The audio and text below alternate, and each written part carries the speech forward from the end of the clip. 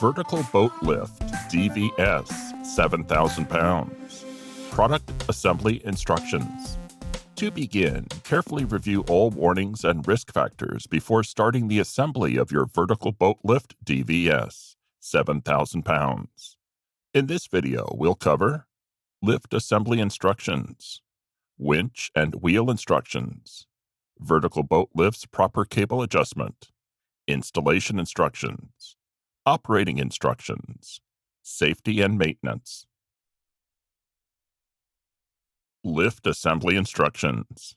Fully read and understand each step before proceeding with that step. For ease of assembly, find a flat area with plenty of room to assemble the lift.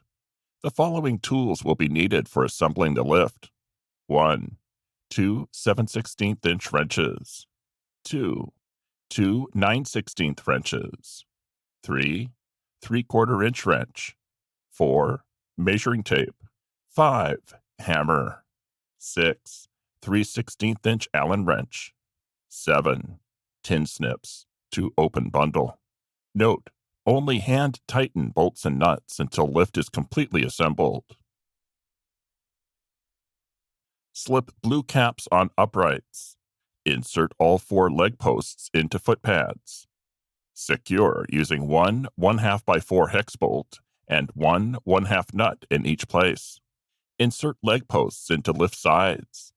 Secure with one 1/2 by 4.5 hex bolt, 2 1/2 flat washers, and one 1/2 nut for each leg post.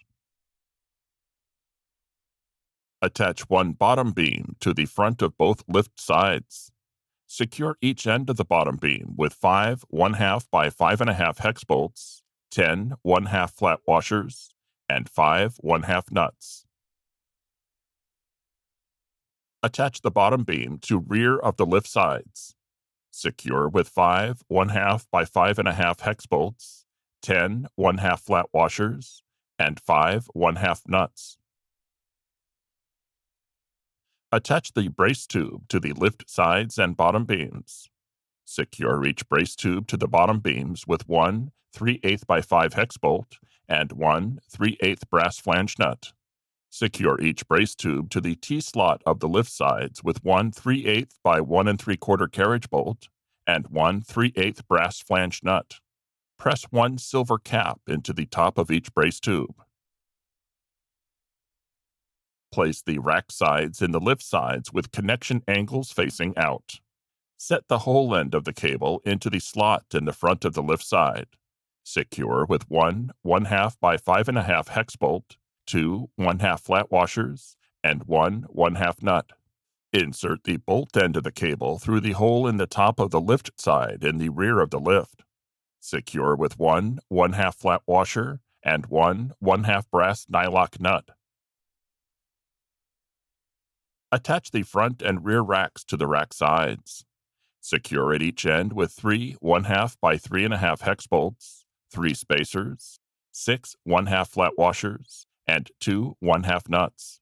Secure bottom end of the rear rack cables to the lift sides by inserting the washer on the end of the cable into the large hole in the slot and slide it to the back of the slot secure with one 1/2 by 5.5 hex bolt, 2 1/2 flat washers, and one 1/2 nut. The bolt should hold the cable from coming out of the slot. Insert the bolt end of the front and rear rack cables through the specified hole in the top of the lift sides. Secure each cable with one 1/2 flat washer and one 1/2 brass nylock nut. Vertical boat lift's proper cable adjustment. There are 4 cables with eye bolts and nuts that must be adjusted to properly level cables. These eye bolts are all located near the rear uprights. Turn wheel so front rack beam raises about 6 inches above the bottom of frame. Adjust cables so all corners of rack are the same distance from frame. Installation instructions. Situations will widely vary between installation sites. ShoreMaster recommends that your dealer or other trained boat lift installer train you and perform the initial installation. The following are guidelines or suggestions for installation. Measure the water depth of the position you want to locate the lift. Measurements should be taken at both the projected position of the end nearest shore and the end furthest from shore.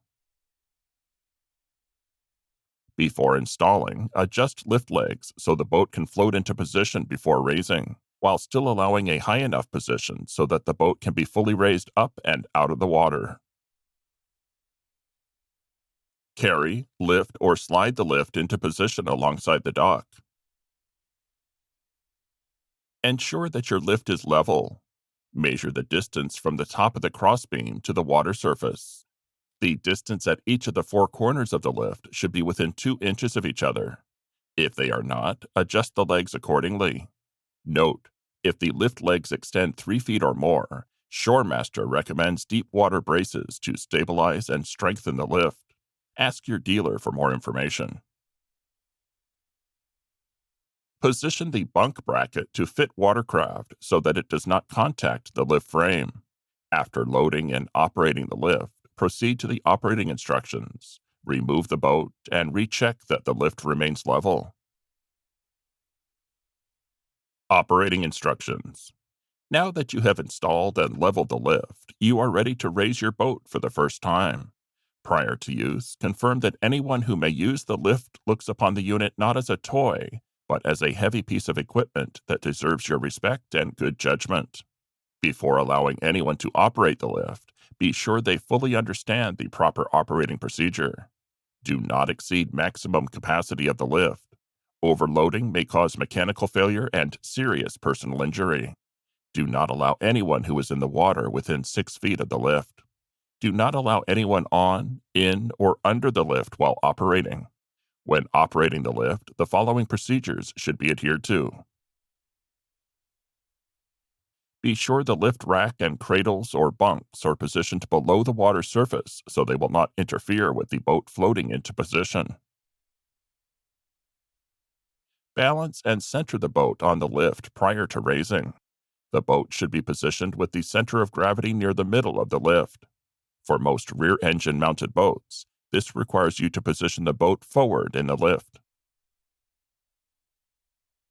Turn wheel in direction of arrow, clockwise, to raise lift. A clicking sound is heard when properly raising the lift.